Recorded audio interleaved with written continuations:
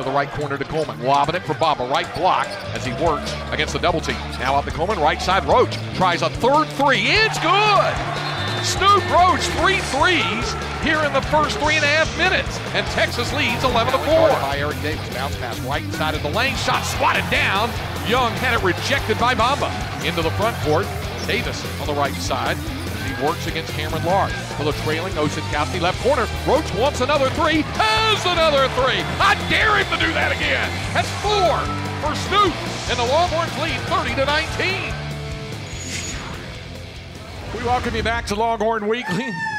Here from Pluckers, the West Campus location, Longhorns assistant coach Mike Morrell joining us during this portion of the program. When a guy like Snoop gets on that kind of roll early, what's going through your mind as well as the rest of the coaching staff?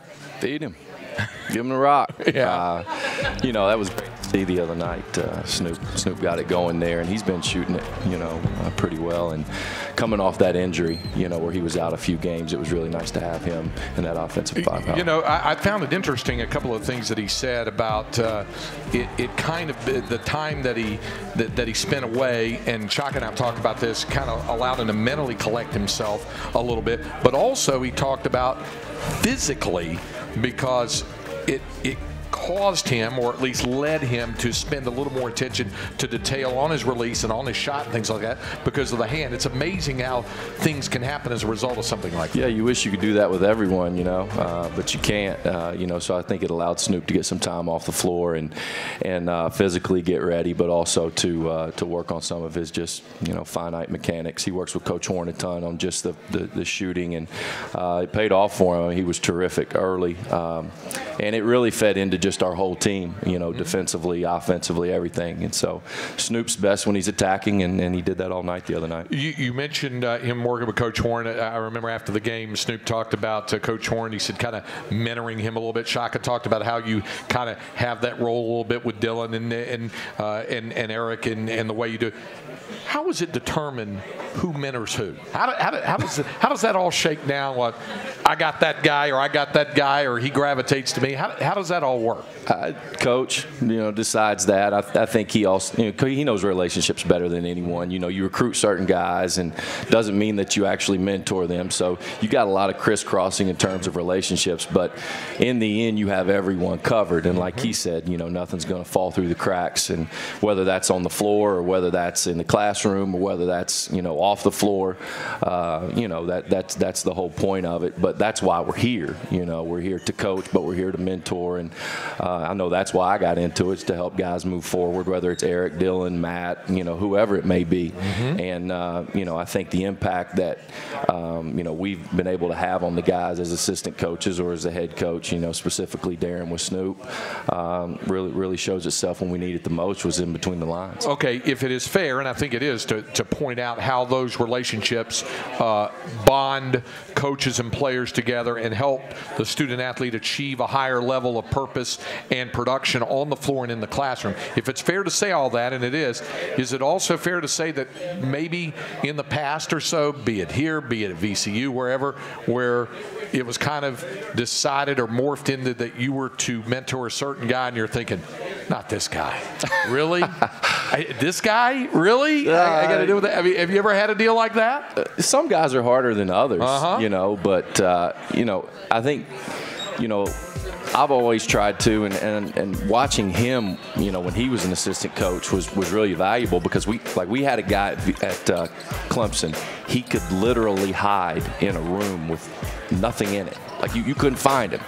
And I remember he would send me across campus, say, like, we got to find Ray. And you're like, I can't find Ray anywhere. So some guys are harder than others. Like, we had a guy on that team, Cliff Hammonds. Like, you didn't ever have to touch him. You knew that he was taking care of business. I don't know that we have any race, but we've got some guys who are tougher than others, but that's the, you know, the opportunity that you get when you get to mentor a guy, is can you have an impact? And sometimes you got to work harder on others, but those are the most rewarding as well. One of the more interesting, if not sometimes fascinating, elements of watching you work, watching Shaka work, and watching the whole staff work is in a given practice, in a given shoot around, whatever on day of game, the dynamic that you and Coach Smart and the other coaches have with one another when a given moment comes and one of you, and sometimes it's you, might have a little firmer hand on how certain things are to be conducted.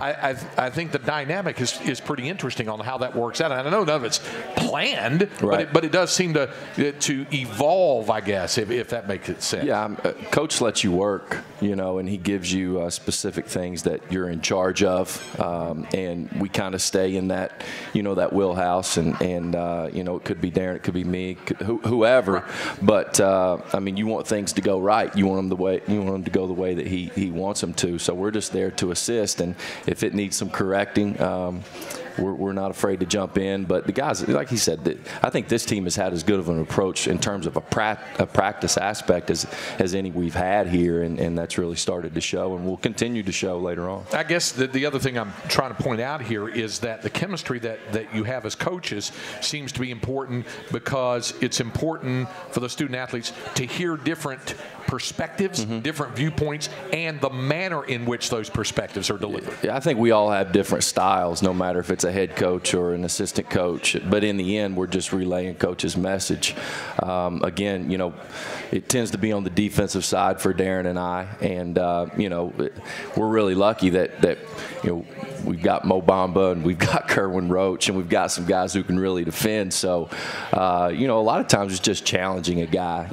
He maybe doesn't do it exactly correct, but that he's capable of more. You're just challenging him to reach that ceiling, to give you more. Anybody that's watched you work, I think, could draw the conclusion they can see you as a head coach today. I mean, is that a career goal? Sure. Yeah. And it's something that is far. Who knows when it is? But yeah, it's a goal of mine. Yeah. I mean, do you already in your mind, whether it was Coach Smart or somebody in the past, Coach Purnell, whatever, see things and think that that's how you would also approach it? You'd like a certain tactic or a certain way of explaining something that you would borrow, because we always hear we borrow from all others as we develop in our own professions. I mean, he tells us all the time, and you get that experience in mentoring a guy, or you get that experience when you're game planning for an opponent on the defensive side, and but on the job training with him, like I said, I've watched him for 7 years, and